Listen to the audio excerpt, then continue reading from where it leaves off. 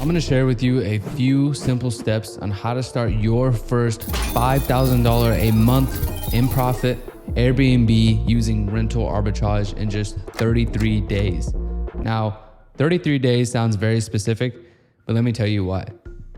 This is coming from experience helping hundreds of people kickstart their rental arbitrage journey. Some folks even race ahead, like Nick and River, who secured not one, not two, but 4 properties and launched properties they do not own on platforms like Airbnb, VRBO, and bookings.com in just 60 days. Or Javier, who juggled a busy job managing his ATM business and still managed to make $14,800 in his first 30 days. Or Sam, a busy salesman who signed his first ever lease on day 13 and now has 6 properties he does not own, paying him monthly on auto, and there are countless other stories just like this. So with that being said, let's dive right into it. Before I start showing you all these steps, I want you to understand exactly what rental arbitrage is and why it's not just Airbnb. So rental arbitrage, simply put, is when you rent a property from a landlord, have them sign a sublease addendum, which allows you to legally sublease someone else's home, take photos, and list on platforms like Airbnb, VRBO, bookings.com, as well as getting contracts with insurance agencies, traveling nurses, and businesses to house employees. I teach exactly how to acquire each of these avenues with my indirect tenancy system, not just Airbnb. However, it is typically the platform you start on to get your foot in the door. You're probably thinking, why wouldn't a landlord just do it themselves? Think of it this way. Imagine your boss doing your job. They either don't have the time or lack the specific skills to do so. Landlords don't want to deal with managing short-term rentals, guest turnovers, or maintaining a high-quality Airbnb experience. Most landlords wouldn't even know where to start. That's where we step in. How do you profit with rental arbitrage? So Airbnb pays you, you pay the landlord rent and expenses, the rest is profit to you. Now, before I started rental arbitrage, I tried every side hustle under the sun, from SMMA, drop shipping, day trading, crypto, wholesaling, you name it. That's not to say none of those work, but those are very, very far from being anywhere close to passive or automated. And when I started, I was working full-time active duty in the military, so that's exactly what I needed. Then I discovered rental arbitrage and went all in. Why? Because it's scalable without needing a massive initial investment. Once it's set up, it only requires about an hour of my time per week. I wanted a business that replaced my salary without eating up all my time, and rental arbitrage was my golden ticket. Let's go over my first rental arbitrage deal. The first property I subleased cost me about $3,600 a month in rent. With additional expenses, my total monthly cost came out to about $4,100 a month. The property generated $460 a day on average, with the 80% plus occupancy rate. That meant it was bringing in over $11,000 a month and just about $7,000 a month in profit.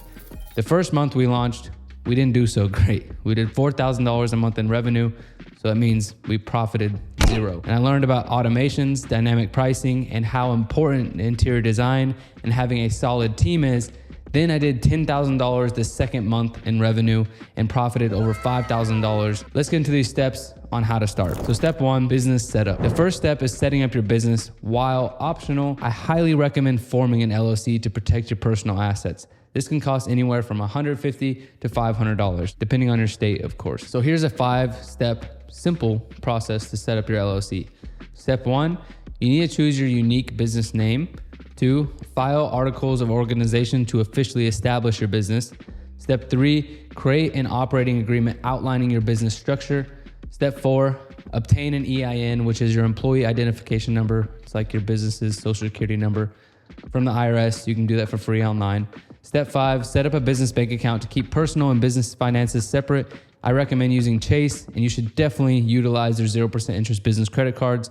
They are a hack to scaling fast and not having to use your own savings to scale. Most banks will require your EIN, articles of organization, and a business license to open an account. You have to have a 700 plus credit score with at least 2 personal credit cards totaling over $10,000 and preferably a 4+ years of credit history to get 0% interest business credit cards. Step 2, market hunt. First, identify potential markets. Look for consistent tourist demand. Big cities like Los Angeles, Vegas, and New York are super expensive and have restrictions on short-term rentals, meaning any rental renting from 1 to 30 days at a time, Instead, target areas around major cities that still have strong demand but fewer regulations. For example, Rochester, New York is full of museums, historical sites, and it's only an hour drive from New York. Step 3, market analysis. Use Airbnb to analyze your chosen market and check competitor numbers. Find the top 3 to 5 properties in that market, see how they're performing, and if you can make 2 to 4 times the monthly rent, then you're golden. So my golden rule, it's what I call my 10-day rule. And if the daily rate is high enough to make your rent back in 10 days, you're golden. So for example, if you see the best performing property in a market, they're charging on average $300 a night, then you would just need to find a property that's less than $3,000 a month in rent to make your rent back in 10 days, and you'll be extremely profitable. Also, if you don't mind dropping a like and subscribe, like everyone else on YouTube, I need validation from grown adults to let me know that I'm doing a good job. No, I'm just kidding, kind of. If you appreciate the content, I'd really appreciate a like and subscribe. With that being said, let's get back to it. Step number 4 is property hunt. Browse Zillow, Realtor.com, HotPads, and even Facebook Marketplace to find properties. Look for unique features like high ceilings, updated kitchens, that's a big one, pools next to a lake, next to a river. And pro tip, on Zillow, you can check how long a property has been listed, if it has been vacant or has been sitting for a long time, aka there hasn't been a tenant in the property for a while and the landlord is eating all the fees and the mortgage. You have more negotiating power. You can use platforms like AirDNA, use their pro subscription to check yearly revenue, seasonality trends, and historical occupancy rates for the properties you're considering. Step number 5, pitch the landlord. This is where most people fail because they don't know how to properly pitch landlords. Most landlords don't trust Airbnb. They think somebody's gonna have a Project X party in their house, and that's understandable, but your job is to show them why it's a win-win deal for them. Hey, is this Jason? I'm calling you about your property on 75th. Yes, this is. How can I help you? Yeah, great. So your property on 75th, I see that you have it listed for $3,600. Is that right? That's correct. Awesome. So looking at the property here on Zillow, this property looks great and well maintained and most of all beautiful. And I'm definitely super interested in it. And it looks like it's pretty spacious as well, correct? Yeah, she's a looker. Yeah. Cool. So just to give you a little background on me, I'm a real estate investor and I own a corporate housing company where we house traveling nurses, business professionals, families, etc.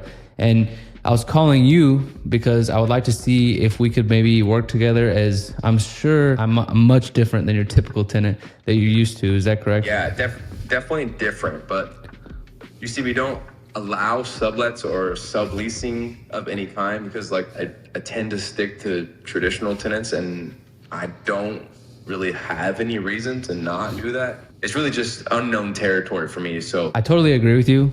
You have absolutely no reason to consider this and you don't even know me yet. So I wouldn't expect you to just be ready to make a decision right now. But if you don't mind, let me just kind of explain what my company does and why we are better than a traditional tenant and why this is a much better win-win situation than you having a traditional tenant. And then if it makes sense and it sounds good, we can both decide if it, even if it makes sense at all for us to move forward. Is that cool with you? Yeah, sure. Go ahead. Yeah, cool. So what we do is we rent properties just like yours, anywhere from 2 to 4 years at a time. Then we come in and bring our professional interior design team and make the property look great. Then we rent the property out on a short-term basis, meaning 1 to 30 days at a time to traveling nurses, business professionals, and families. Now, the best part is 1, I'm running this as a business, so rent will always be on time, of course. And 2, we have a 4-man cleaning team. The property will get deep cleaned anywhere from 2 to 4 times a week at a time. And lastly, a handyman on call at all times. So not only will the property get cleaned more than literally any traditional tenant ever could. I mean, I don't know about you, but my house does not get deep cleaned that much a week. I mean, it doesn't even get that much deep clean a month. Additionally, the property will be maintained in the best shape. If we leave, I guarantee the property is going to look a lot better than when we came. Right. Yeah. So like I said, again, I've never done anything outside of traditional way of renting, and I'm doing kind of all right just the way I am right now. And I just feel like I don't really have any reason to not do it the way that I'm already doing.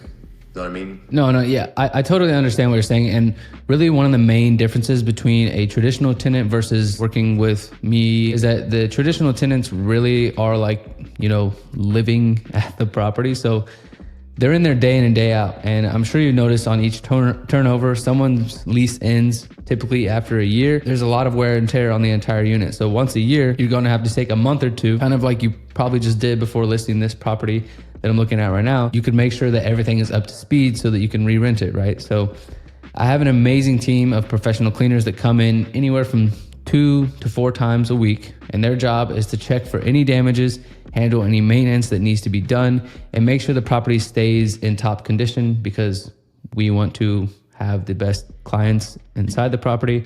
And the best way to do that is to provide the best stay for them. Overall, the property is going to be kept in a much better shape than what you'd find with a traditional tenant. Plus, we're eliminating like a lot of the turnover cost and vacancy issues, since we're signing leases anywhere from 2 to 4 years at a time. So not only will your property be cleaned and maintained 10 times better than any tenant could, but we're going to be saving you a lot of time, a lot of headache, and definitely a lot of money. So trust me with that. Yeah, I mean, yeah, that makes sense, but it sounds like there's a bunch of people involved, and I just don't really want to have to give the keys to my house to just a bunch of random people. Actually, it's cool you mentioned that, because I don't want anyone having the keys or access to the home either, unless permitted to. So that's exactly why we have smart locks, which are simply just Wi-Fi deadbolts that allow us to create codes and know exactly who's in and out of the house at all times. I mean, our cleaners have their own code. Each guest will have a particular code to them. The code will change every single time like a tenant or a client comes to stay in the property. So you won't really have to worry about that. Okay, I got you. Yeah, that's actually pretty smart.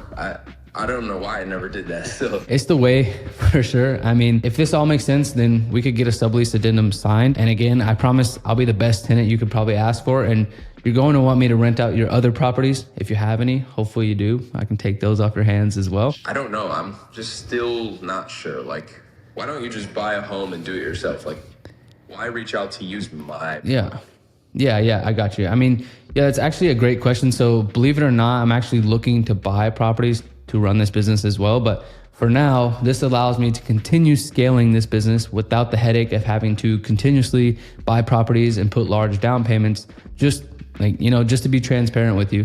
But I also work with other landlords, and we have found that this is a great win-win situation for both parties.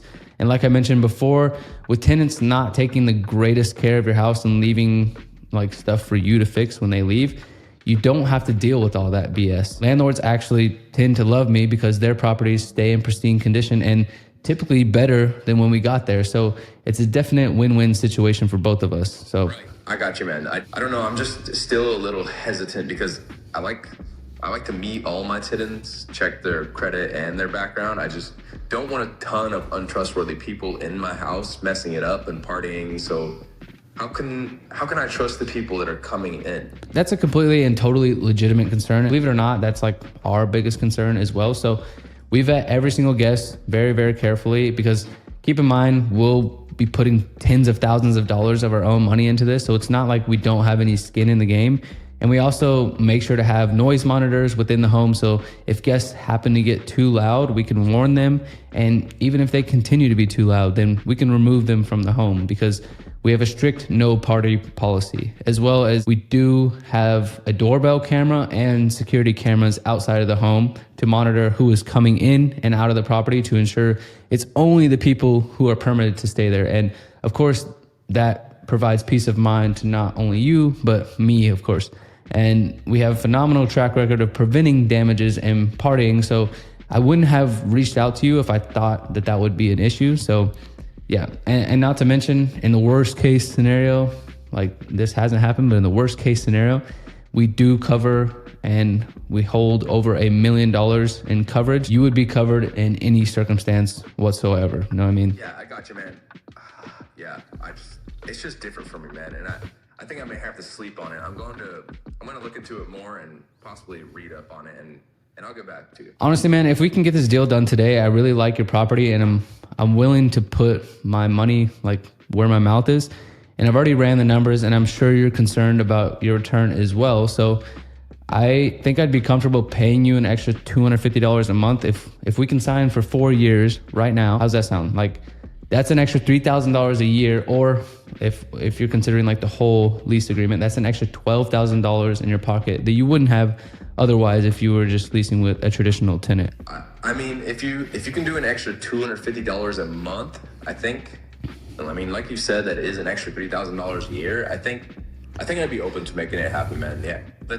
Yeah. Perfect. I mean, I can send everything over to the email that you texted me earlier, and we can get this started if that works. If I can send it to the email that you sent me, and this number works as well if I need a call or text. Yeah, that sounds great, man. I appreciate the call. Yeah, of course. Thank you so much. I'm looking forward to doing business with you. We'll talk soon. I'll send everything over to your email. And if I need anything, I'll shoot you a text as well. So yeah, looking forward to doing business with you, and I'll talk soon.